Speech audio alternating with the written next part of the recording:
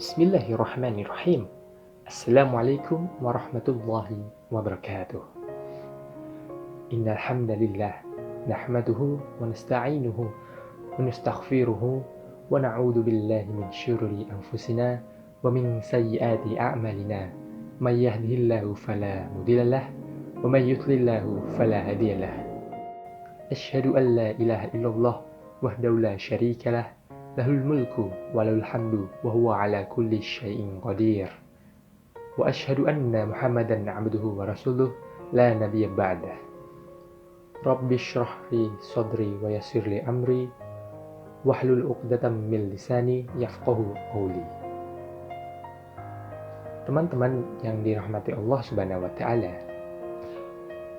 Video ini saya buat dengan maksud untuk melakukan sedikit sharing berkenaan dengan agama sekaligus sebagai tugas yang saya dapatkan dari perkuliahan.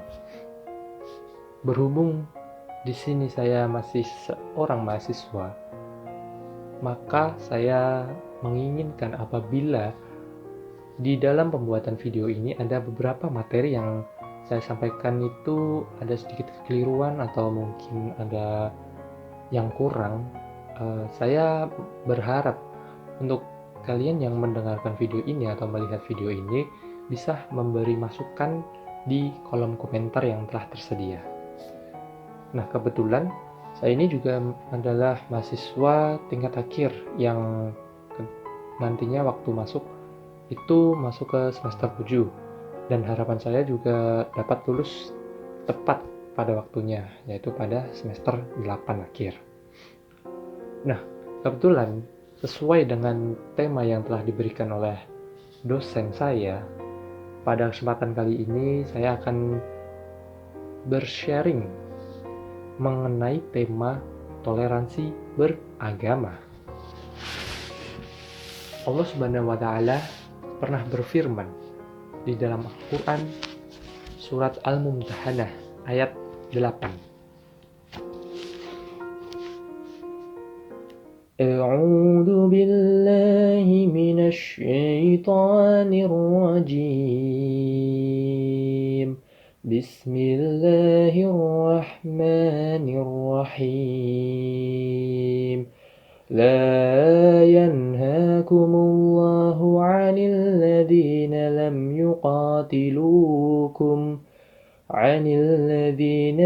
yuqatilukum fid dini wa lam yukhrijukum min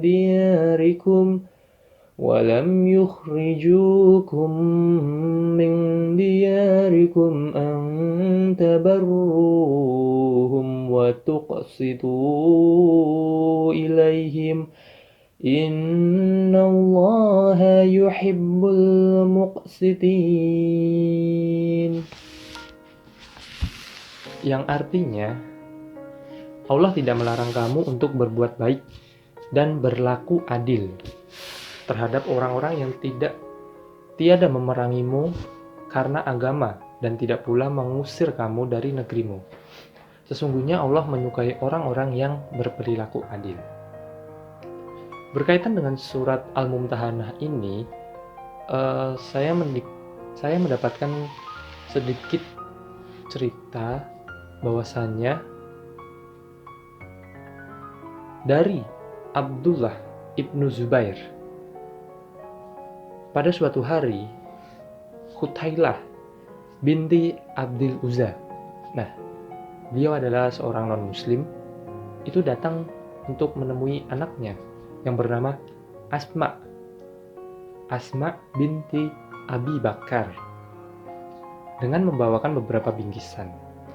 Namun ketika beliau telah sampai di rumah anaknya ini yang bernama Asma, justru hal yang didapatkan oleh seorang ibu ini mendapat penolakan dari anaknya sendiri, dan bingkisannya yang dibawakan itu ditolak oleh anaknya, serta ibunya ini tuh tidak disuruh masuk, jadi tidak diizinkan untuk masuk ke dalam rumah. Nah, setelah peristiwa yang dialami oleh Asma, lantas dia ini tuh meminta tolong atau mengutus seseorang menemui Aisyah untuk mempertanyakan permasalahan yang beliau alami kepada Rasulullah SAW.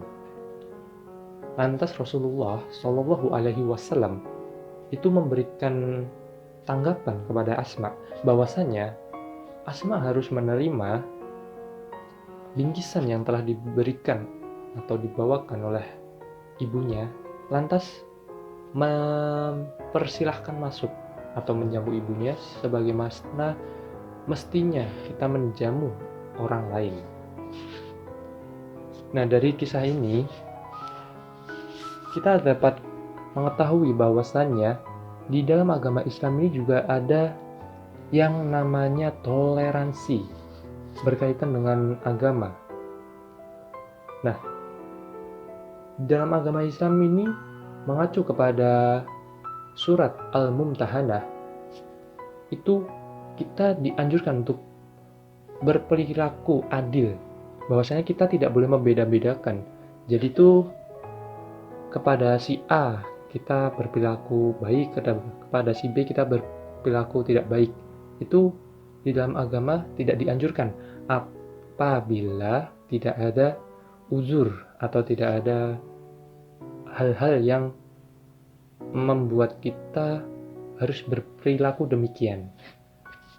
Seperti halnya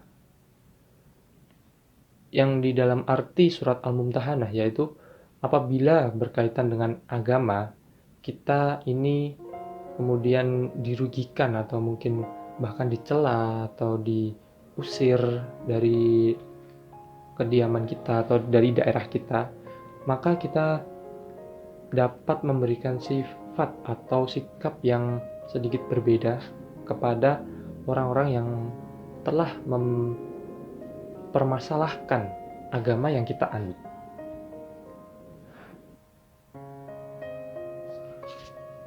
Teman-temanku yang dirahmati Allah Subhanahu wa taala, toleransi yang telah diajarkan di dalam agama kita ini memang memiliki peran yang sangat penting. Oleh karena itu, karena kita mengetahui bahwasannya toleransi ini memiliki peran yang sangat penting, maka jangan sampai kita menyalahartikan apa arti dari toleransi yang sesungguhnya, sehingga kita tidak terjerumus ke dalam pengertian toleransi yang kurang benar. Nah, saat ini tuh kita tinggal di negara Indonesia, yang mana negara Indonesia ini cukup luas dengan penduduk totalnya lebih dari 2 juta jiwa. Namun dengan penduduk yang sangat banyak ini, mayoritas masyarakat di Indonesia itu memeluk agama Islam dengan persentase 87% itu memeluk agama Islam. Namun walaupun mayoritasnya agama Islam, sekian persen sisanya itu juga memeluk agama yang lainnya. Juga ada yang memeluk agama Kristen, Katolik, kemudian Hindu, Buddha, dan Konghucu, dan lain sebagainya. Oleh karena itu, kita di Indonesia ini juga hidup berdampingan, tidak hidup secara individual.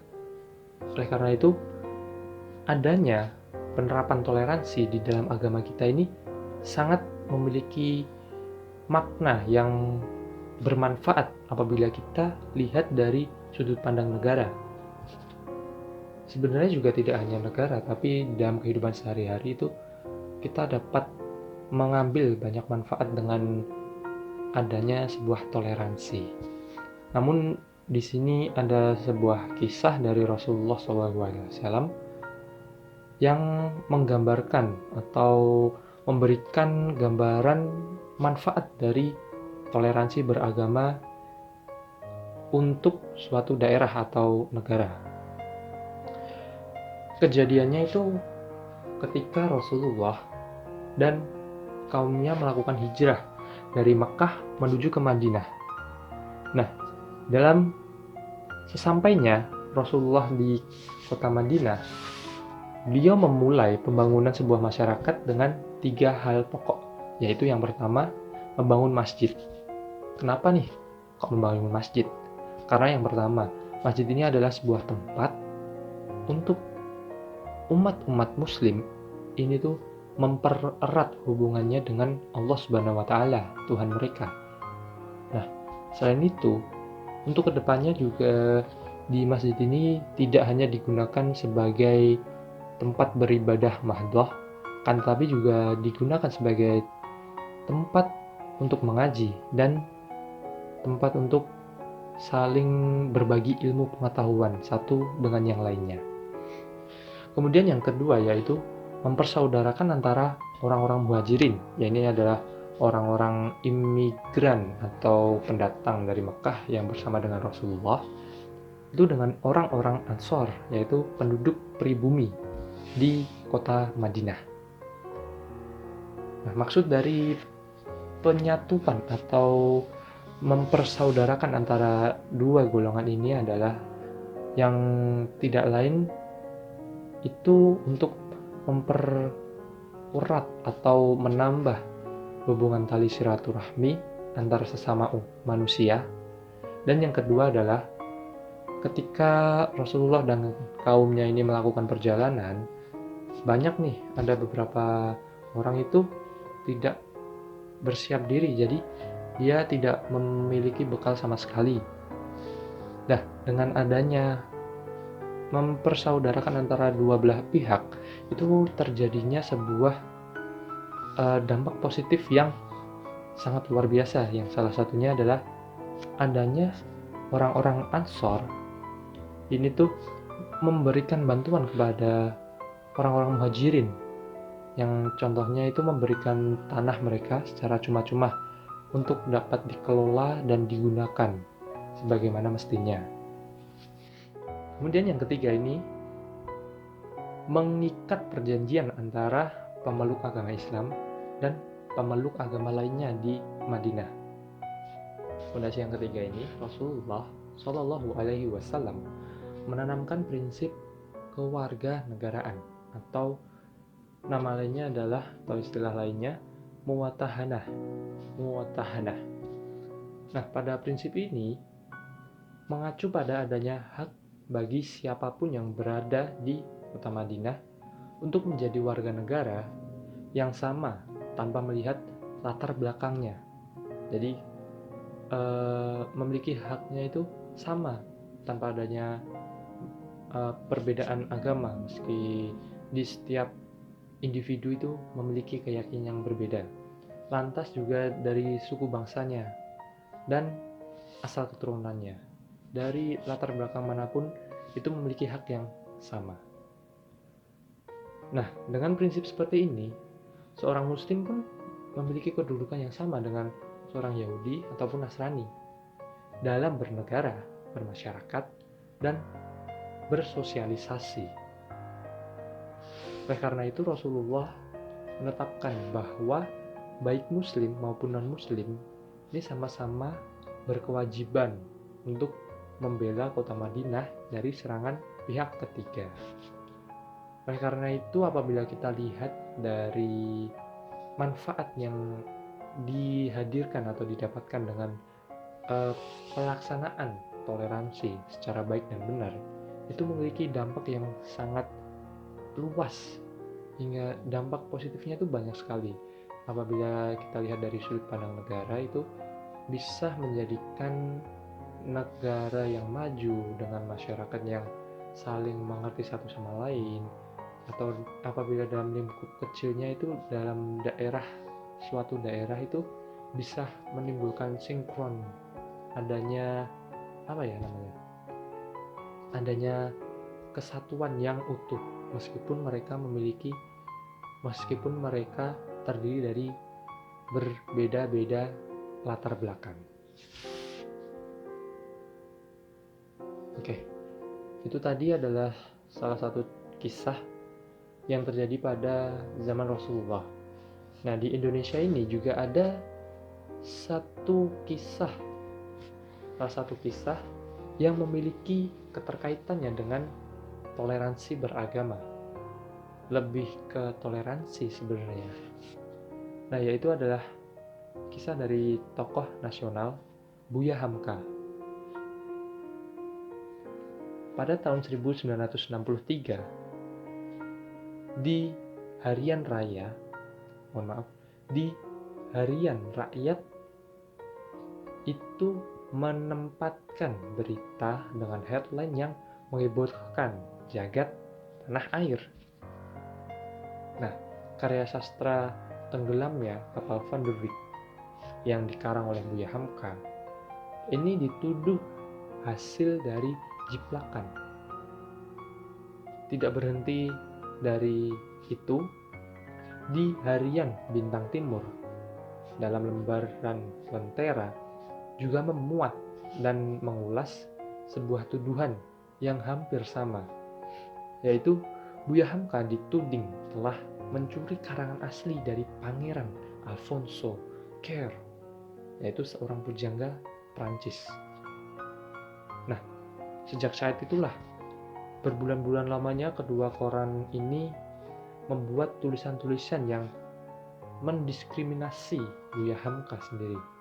Tidak hanya menyerang karya sastra yang diciptakan oleh Buya Hamka, bahkan juga menyerang secara pribadi. Nah, adanya kejadian-kejadian ini ternyata salah satunya adalah pengaruh dari orang yang bernama Pramudia Antattoer. Apabila ini ada sedikit kesalahan dalam penyampaiannya, jangan lupa untuk ngasih masukan di kolom komentar. Oke, saya selanjutkan. Nah, setelah kejadian yang cukup lama itu, Buya Hamka kedatangan tamu, yaitu sepasang kekasih. Jadi tamu ini bernama Astuti dan Daniel Setiawan. Nah, kedatangan dua orang ini membuat Buya Hamka sedikit terkejut, karena yang dapat kita ketahui bahwasanya Astuti ini adalah anak dari orang yang bernama Pramudia Antattoer, di mana dulunya telah memiliki urusan atau ada permasalahan dengan Buya Hamka yang telah saya ceritakan. Nah, maksud dari kedatangan Astuti dan Daniel ini ternyata untuk meminta tolong kepada Buya Hamka untuk mengajarkan tentang agama Islam kepada Daniel, karena mereka ini ingin menikah, akan tetapi dari ayah Astuti tidak menyetujui apabila anaknya menikah dengan seseorang yang berbeda agama. Oleh karena itu, sesuai dengan saran dari sang ayah, kemudian Astuti dan Daniel ini menemui Buya Hamka untuk meminta tolong mengajari tentang agama Islam. Nah, dalam kondisi seperti ini sebenarnya Buya Hamka memiliki dua opsi untuk bertindak. Yang pertama adalah Buya Hamka dapat melampiaskan atau memberikan serangan balik kepada Pramudia Antattoer terkait apa yang dulu telah dia lakukan kepada Buya Hamka, dan yang kedua yaitu memberikan atau menolong anak dari Pramudia Antattoer ini untuk mengajari mereka sekaligus terkait agama Islam, serta memaafkan apa yang telah Pramudia lakukan kepada Buya Hamka. Nah, teman-temanku sekalian, ternyata dalam kasus ini Buya Hamka memilih pada opsi yang kedua, yaitu memilih menolong mereka dan bersedia untuk mengajari Daniel sekaligus dengan Astuti terkait dengan ajaran agama Islam. dan beliaulah yang menuntun secara langsung Daniel untuk mengucapkan 2 kalimat syahadat serta menjadi saksi dari pernikahan keduanya. Begitu mulia hati dan perilaku yang ditampilkan oleh salah seorang tokoh nasional Indonesia ini. Teman-temanku yang dirahmati Allah Subhanahu wa taala, berkaitan dengan toleransi beragama, di dalam ajaran agama Islam ini ada puncak atau fase terakhir ibaratnya berkaitan dengan toleransi paling tinggi yang telah diturunkan Allah Subhanahu wa taala di dalam firman-Nya. Mungkin kita sudah tidak asing lagi firman apa yang di dalamnya ini berkaitan dengan toleransi paling tinggi di ajaran agama Islam, yaitu di dalam surat Al-Kafirun yang Allah turunkan pada Nabi Muhammad SAW. Nah, penurunan surat Al-Kafirun ini itu terjadi ketika pada suatu hari Rasulullah SAW didatangi oleh beberapa utusan dari orang-orang kafir. Lantas berkatalah mereka, "Hai Muhammad, kita ini memang beda." Nah, jadi pada zaman dahulu itu orang-orang kafir menyadari bahwa mereka itu berbeda dengan Nabi Muhammad SAW. Lantas mereka melanjutkan ucapannya, yaitu, "Tapi perbedaan ini jangan jadikan kita berselisih, bahkan saling menyakiti." Sungguh indah kata-kata yang mereka ucapkan kepada Nabi Muhammad. Namun, apa maksud dari perkataan mereka ini? Lantas mereka melanjutkannya, "Kita gantian saja. Hari ini kami datang untuk menyembah Tuhan kami. Lantas besok kamu datanglah bersama kami. Ikut ke tempat kami untuk menyembah Tuhan kami."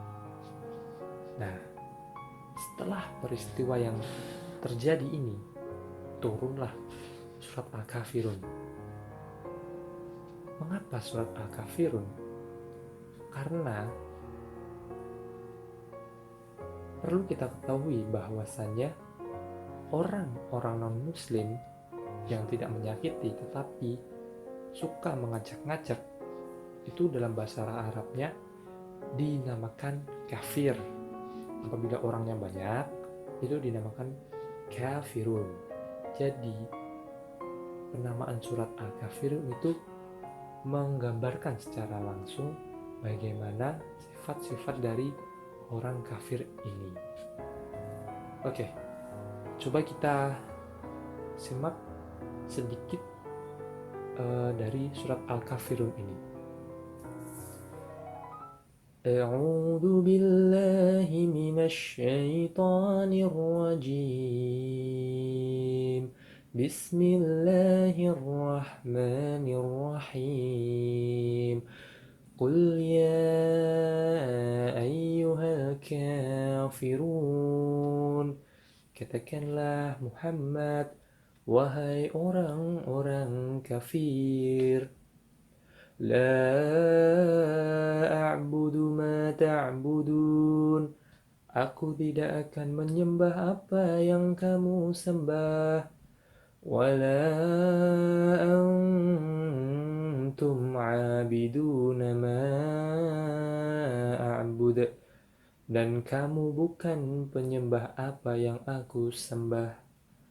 Wala ana 'abidum ma 'abadtum.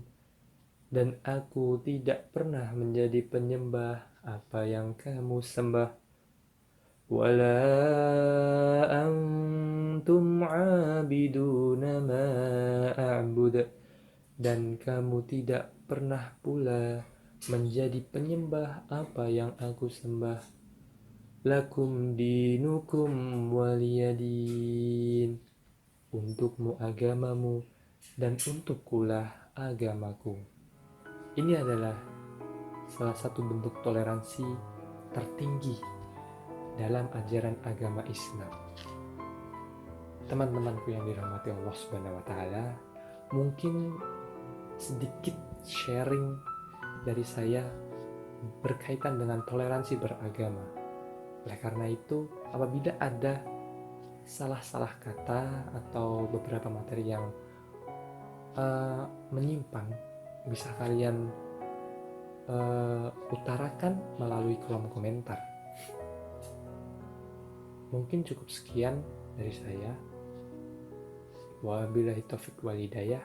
Wassalamualaikum warahmatullahi wabarakatuh.